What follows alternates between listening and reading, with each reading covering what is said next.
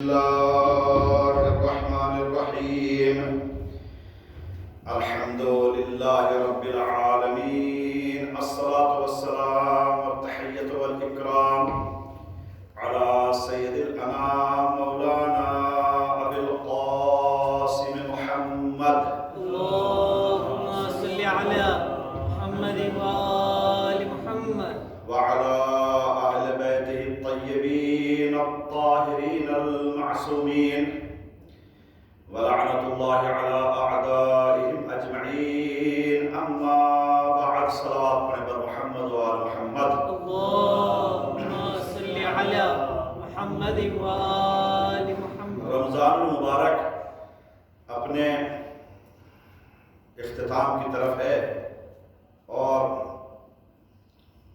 مومنین کرام روزے جیسی عظیم عبادت کو اس مہینے میں انجام دے رہے ہیں اور جو بہت بڑی سعادت اور بہت بڑی عبادت ہے اللہ کے لیے اور سعادت ہے ہمارے لیے، اور شکر بھی ہمیں ادا کرنا چاہیے کہ اللہ ہمیں ہمت اور توفیق عطا کر رہا ہے اور آگے بھی کرے کہ ہم اس کی یہ عظیم عبادت انجام دیں اور دیتے رہیں۔ آج جو مختصر مجھے عرض کرنا ہے وہ نماز کے سلسلے سے جو ایک اہم عبادت ہے اور دین اسلام کا اسے پلر اور ستون بتایا گیا ہے۔ قرآن مجید میں سورہ لقمان ایک سورہ ہے، اس میں 17 نمبر کی آیت 17 نمبر کی آیت ہے جس میں حضرت لقمان اپنے بیٹے کو وصیت کرتے ہیں جو اللہ نے قرآن مجید میں کوٹ کیا ہے اور بیان کیا ہے۔ یا بنیا اقم الصلاۃ، اے بیٹے، میرے بیٹے، یا بنیا، اے میرے فرزند، اقم الصلاۃ، نماز کو قائم رکھو، نماز ادا کرتے رہو، نماز پڑھتے رہو، جو بھی ہم مفہوم اپنے اعتبار سے نکالیں۔ وَأْمُرْ بِالْمَعْرُوفِ، لوگوں کو نیکی کی ہدایت کرتے رہو، لوگوں کو اچھائیوں کی طرف بلاتے رہو۔ وَانْهَىٰ عَنِ الْمُنْكَرِ، لوگوں کو برائیوں سے روکتے رہو۔ وَاصْبِرْ عَلَىٰ مَا أَصَابَكَ، یہ 3 راستے بیان کیے ہیں اس آیت میں۔ نماز پڑھتے رہو، لوگوں کو اچھائیوں کی طرف بلاؤ اور برائیوں سے روکو۔ 3 اہم چیز اس آیت میں بیان کی ہیں۔ اس کے بعد جو اگلا جملہ ہے فَإِنْ أَصَابَكَ،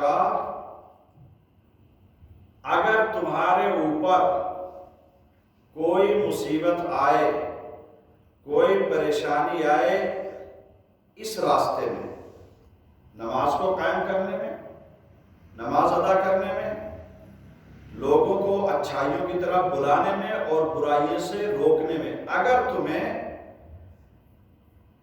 کوئی مصیبت اور کوئی پریشانی یا کسی ڈیفیکلٹی کا سامنا کرنا پڑے، فَاصْبِرْ عَلَىٰ مَا أَصَابَكَ، تو جو بھی پرابلم آئے تمہیں اس راستے میں، اس کے اوپر صبر کرو۔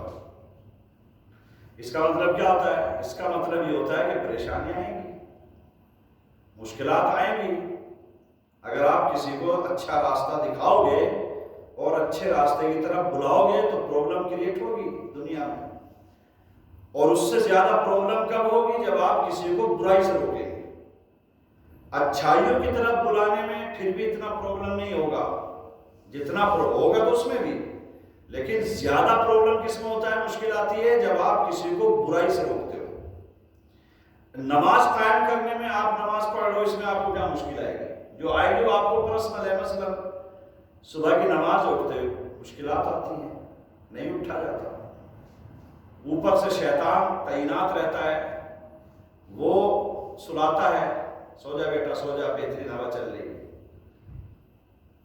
تو وہ پرابلم ہمیں۔ لیکن جب آپ کسی کو انوائٹ کریں گے اچھائیوں کی طرف اور برائی سے روکیں گے تو اس میں زیادہ پریشانی آئے گی، اور آپ فیس کرتے بھی ہوں گے تو کیا بھی ہوگا، آپ کسی ایسے انسان کو جو نماز نہ پڑھتا ہو اسے ایک مرتبہ کہیے بھائی نماز بھی پڑھ لیا کر، تو کیا کہے گا؟ ہاں اوکے ٹھیک ہے. اگر آپ سے تھوڑا اچھا اس کا سمبند ہے تو بولے گا کہ چلو ہاں کریں گے بھائی، کوشش کریں گے.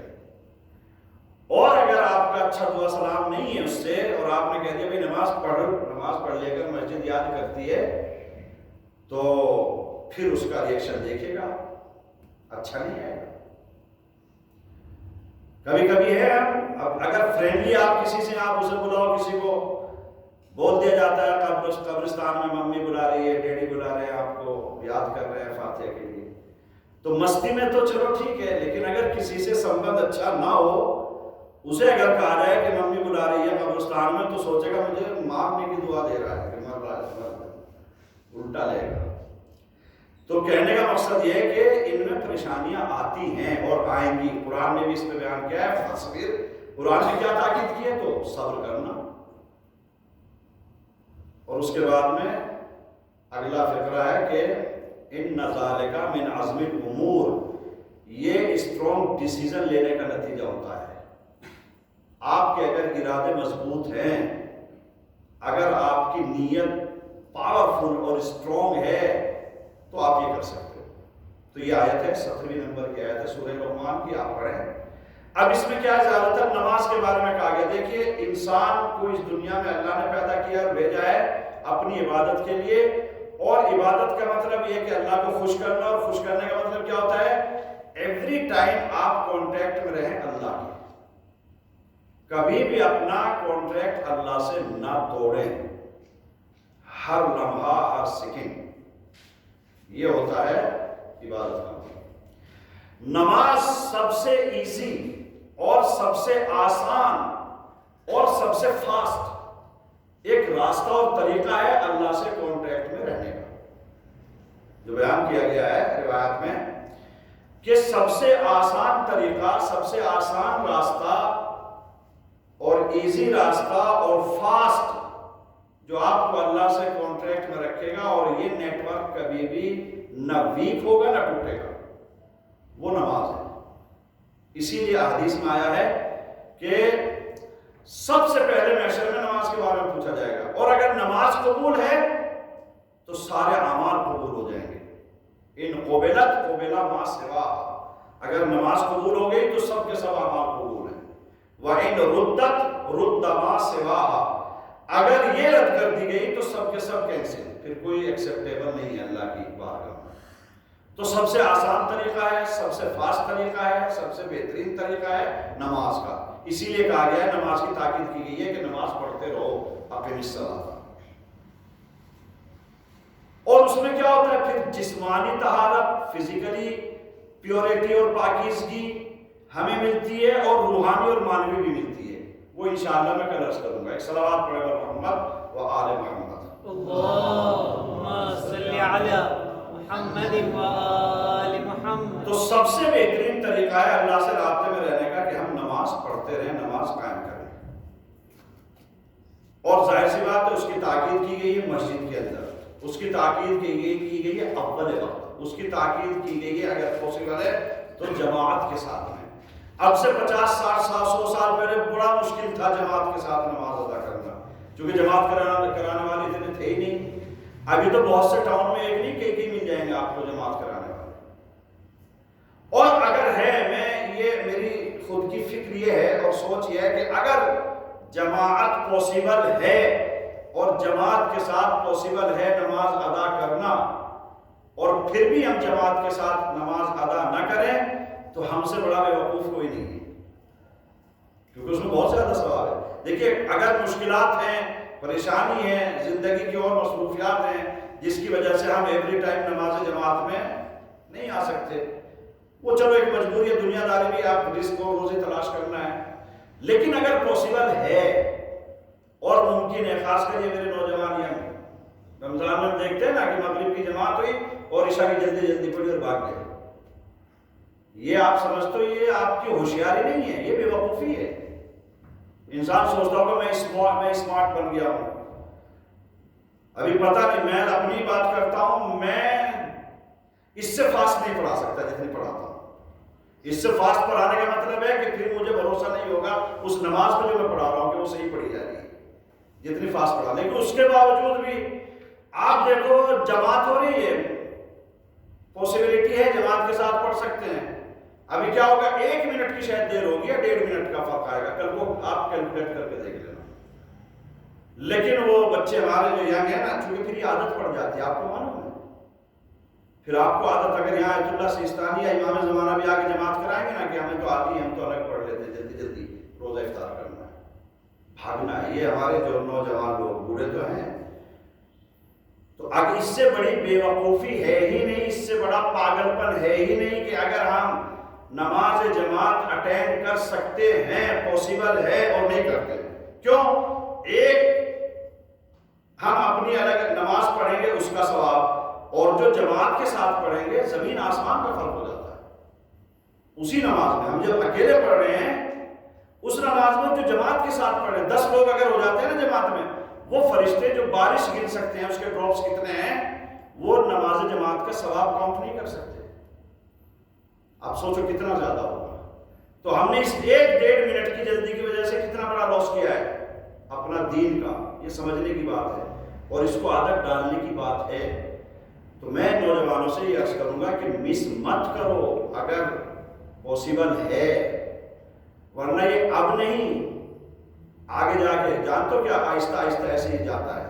آدمی پہلی صف سے جائے گا، پھر دوسری صف میں آئے گا، پھر تیسری میں آئے گا، پھر فراد آئے گا، پھر مسجد سے باہر جائے گا، پھر کمپاؤنڈ سے باہر جائے گا، پھر آپ کو معلوم ہے نماز بھی نہیں پڑھے گا۔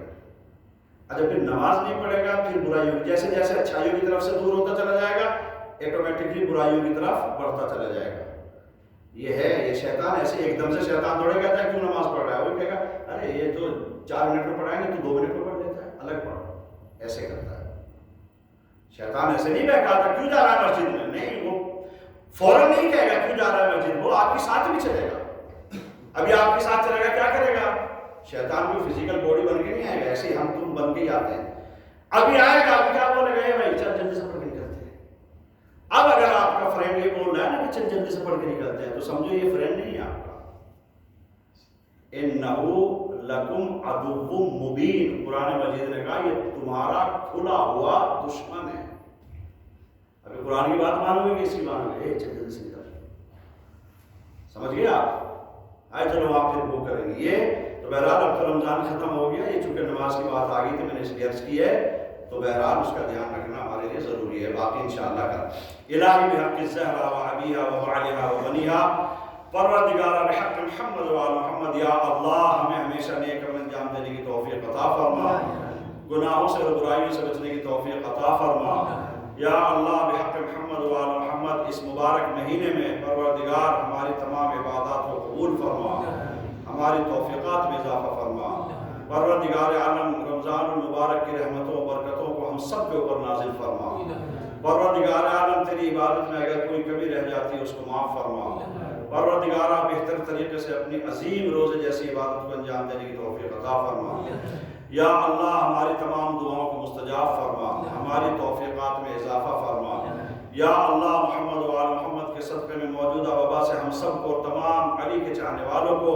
اور تمام انسانوں کو پروردگار اس سے محفوظ فرما، جو بھی متاثر ہیں پروردگار انہیں شفاء کامل عاجل عنایت فرما، یا اللہ ہمارے اعزاء و اقربا، والدین، دوست، احباب جو بھی دنیا سے گزر گئے ان سب کی مغفرت فرما، ان کو جوار معصومین میں جگہ عطا فرما، یا اللہ محبان اہل بیت جہاں کے بھی آباد ان کی جان و مال عزت و ان کی حفاظت فرما، پرچم اسلام کو سربلندی عطا فرما، اسلام دشمن طاقتوں کو نیست نابود فرما، پروردگار بحق محمد و آل محمد اتباعات عالیات مقامات مقدسہ کی حفاظت فرما، علماء اعلام مراجع کرام کی حفاظت فرما، خصوصاً رہبر معظم آیت اللہ خامنئی اور آیت اللہ سیستانی کو صحت و سلامتی کے ساتھ طول عمر عطا فرما، یا اللہ بحق محمد و آل محمد امام زمانہ کے ظہور میں تعجیل فرما، ہم سب کو ان کے ناصرین و مددگاروں میں شمار فرما، ربنا تقبل منا انک انت السمیع العلیم۔